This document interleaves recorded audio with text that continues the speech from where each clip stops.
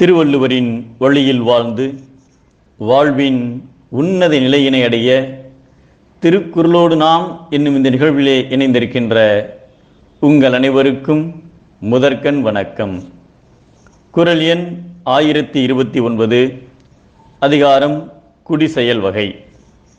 London நகரத்தில் ஒரு வறுமையான குடும்பத்தில் பிறந்த சிறுவன் ஒருவன் தன் குடும்பத்தின் வறுமையை போக்குவதற்காக சின்னஞ்சிறு வயது முதல் பல வேலைகளை செய்து குடும்பத்தை காப்பாற்றி வந்தான்.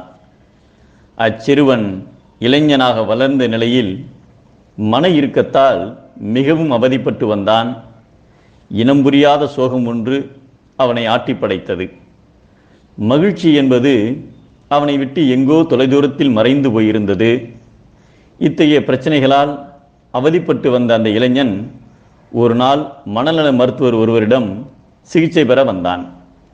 மருத்துவரை சந்தித்து, ஐயா, என் மனம் ஓர் இனம் புரியாத சோகத்தில் இருக்கிறது. என்ன காரணம் என்று தெரியவில்லை. மன இறுக்கத்தால் சரியாக உறங்கக்கூட முடியாமல் தவிக்கிறேன்.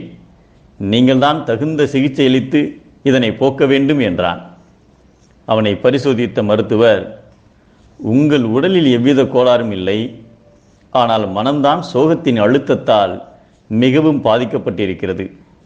வாய்விட்டு சிரித்தால் உங்களுக்கு ஏற்பட்டிருக்கும் மன இறுக்கம் நீங்கிவிடும். நம் ஊரில் ஒரு புகழ்பெற்ற நிறுவனத்தின் சர்க்கஸ் நடந்து வருகிறது.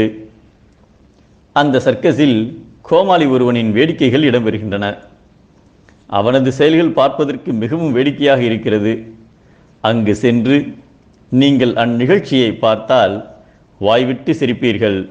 அப்பொழுது உங்கள் மனம் லேசாகிவிடும், உங்கள் மன இறுக்கமும் சுத்தமாக மறைந்து போய்விடும் என்று அறிவுரை கூறினார். இதை பொறுமையாக கேட்ட அந்த இளைஞன், அது மட்டும் என்னால் முடியவே முடியாது என்றான். ஏன் என்று மருத்துவர் கேட்டார்.